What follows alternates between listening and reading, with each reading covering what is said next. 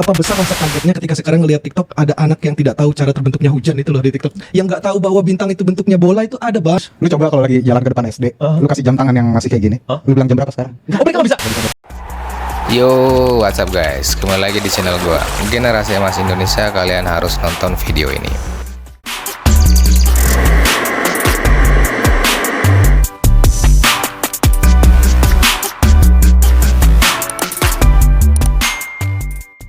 Jadi kemarin gue lagi nonton konten YouTube dari Malaka Project di episode podcast bersama admin hati-hati di internet. Di podcast ini membahas tentang tren-tren yang terjadi di internet, di dunia digital, dan bagaimana perkembangan konten kreator dari dulu hingga sekarang guys.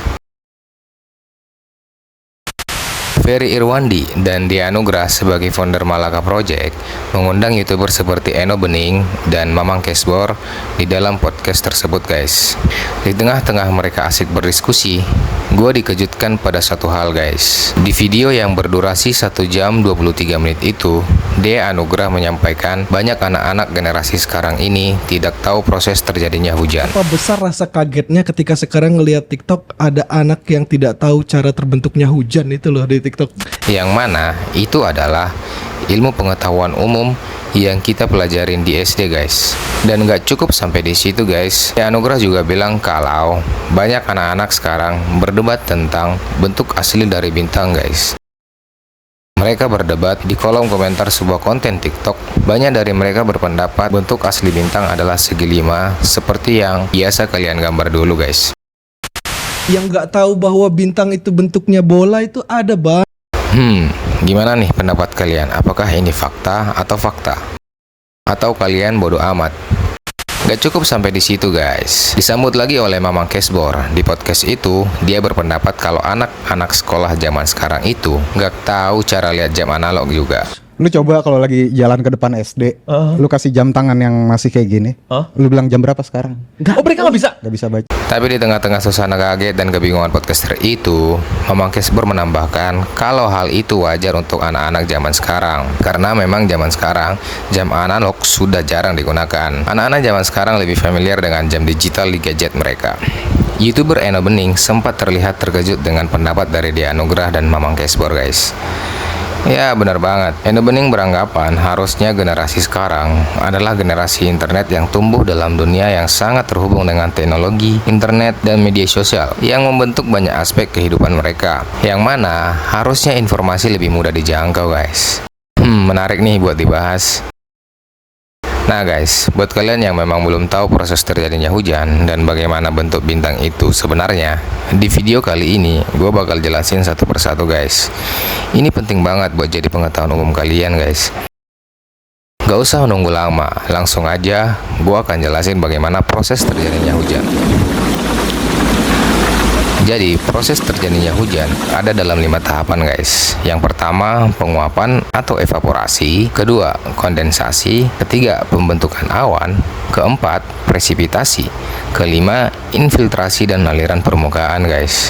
Jadi, semua berawal dari penguapan atau yang biasa kita sebut dengan evaporasi guys. Ketika sinar matahari menyinari permukaan air laut, sungai dan danau, panas dari matahari membuat air berubah menjadi uap. Bahkan, tanaman juga mengeluarkan uap air melalui daun-daunnya guys. Nah, proses ini yang disebut proses transpirasi guys. Kemudian, uap air tadi naik ke atmosfer guys. Uap air yang naik ke atmosfer ini akan semakin dingin seiring dengan ketinggian yang bertambah. Di sini terjadi proses yang disebut kondensasi, yaitu proses perubahan wujud zat dari gas menjadi cair. Saat uap air mendingin, ia mulai mengubah bentuk menjadi tetesan air kecil yang mengumpul dan membentuk awan guys. Tetesan air kecil ini kemudian bergabung dan membentuk awan yang lebih besar. Ini disebut pembentukan awan. Semakin banyak uap air yang berkumpul, awan akan menjadi lebih padat dan terlihat semakin gelap.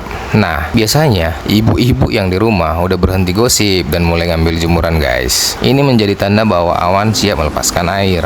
Ketika awan mencapai titik jenuh atau tidak bisa lagi menahan banyak uap air, terjadilah proses presipitasi, yaitu proses jatuhnya air dari atmosfer ke permukaan bumi dalam bentuk cair atau padat. Pada tahap ini, awan akan melepaskan air yang sudah terkumpul dan turunlah hujan ke bumi.